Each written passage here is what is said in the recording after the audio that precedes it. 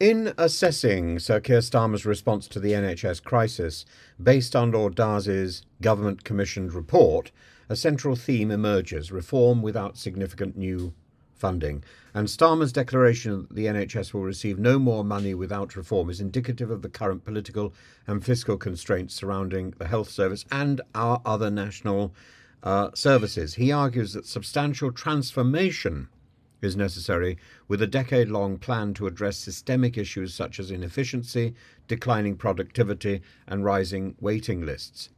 The Financial Times article today by Anna Gross and Laura Hughes highlights the gravity of Lord Darzy's findings, that the NHS is in critical condition, having suffered a £37 billion capital shortfall compared to other health services across the world.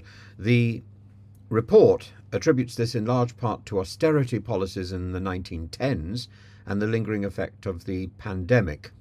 But I think there's a fundamental issue which the Financial Times doesn't touch, which is the clod-heavy bureaucracy and the fact that so many of the chief bureaucrats do not have a background in health, don't actually have very clear backgrounds in anything, and yet they're CEOs of this monolithic machine, and it's falling to pieces under their control.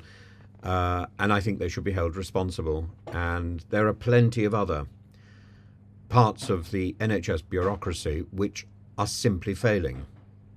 And as a patient, I've talked on numerous occasions how I wanted a copy of my documentation, and what I received was completely different information to the documentation I'd originally had. And I was then in a position eventually to compare the two once I'd got rid of the blood on the initial documentation. Completely different information, completely different formatting, and completely unexplained.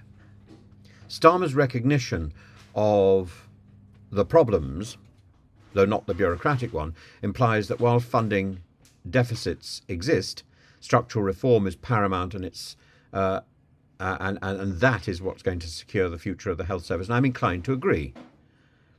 So while Starmer vows that the biggest reimagining of the NHS since his birth is something that will go ahead under his control, critics may question whether this pledge lacks specificity. For instance, Starmer's commitment to moving the NHS from an analogue to a digital service and focusing on preventative care signals a shift towards modernisation, but it's actually something that has already been talked about in the past. The digital transformation of the NHS has been a long-standing issue with mixed success because of the multiplicity of different digital platforms already in existence, raising concerns about whether this rhetoric can translate into action. Furthermore, shifting care from hospitals to communities is a complex task that requires substantial investment in community health infrastructure, something Starmer's plan doesn't fully detail or even apparently allow for. The community part of health service is already in serious danger and struggling. The critique of past austerity measures as central to the NHS's current state is an important element, but one could question whether Starmer's reluctance to commit to significant new funding adequately addresses this. If austerity-induced budget cuts have contributed to the crisis, how can reform alone, without adequate financial support, resolve the deeper issues? This tension between the need for reform and the reluctance to increase funding poses a potential contradiction in Starmer's approach.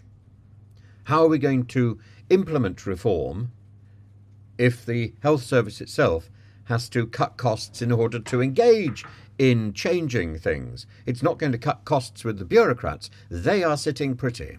And that is the fundamental problem. The cost cutting, as ever, takes place at the thin end of the wedge, at the end of the wedge which is patient-facing. In the same way as teaching, the cost cutting takes place in the classrooms.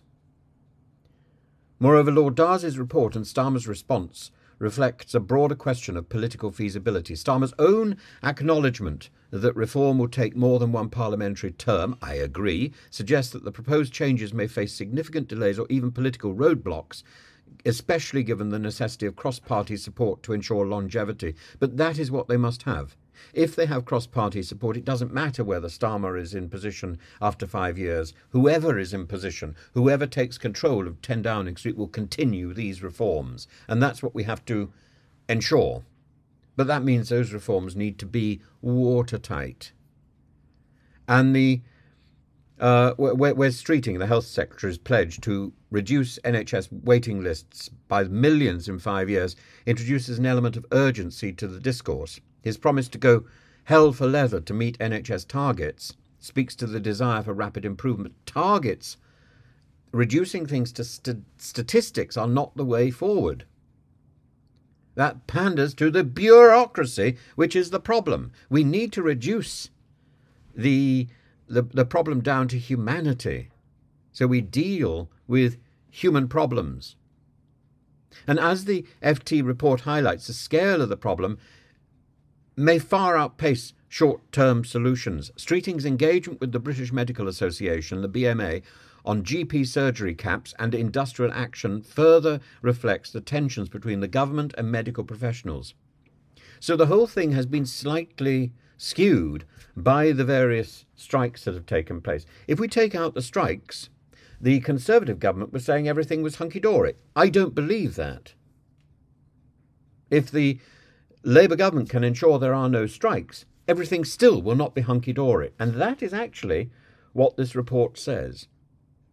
The challenges of achieving reform while maintaining the workforce's morale and cooperation, that is the essential effort, and recognising that we need reform, even with the workforce's cooperation and support.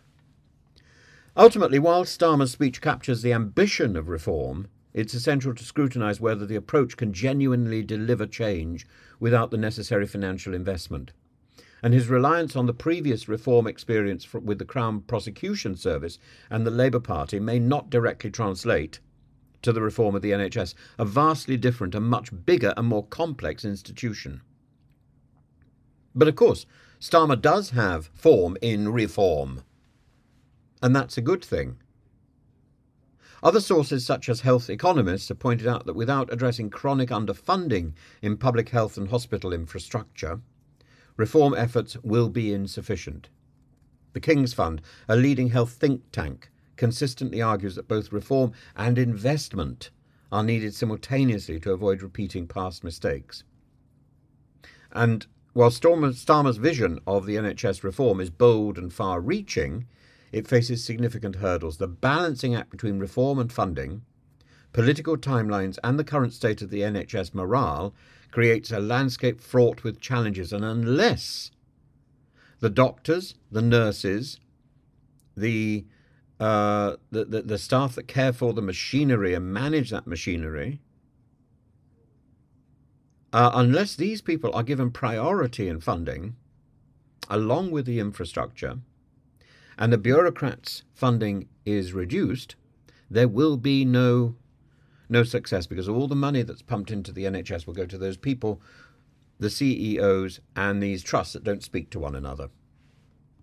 And the critical condition of the NHS that requires immediate and sustained action will not receive what it needs. It remains to be seen whether the government strategy can deliver on its promises, but at the moment, it's rhetoric alone.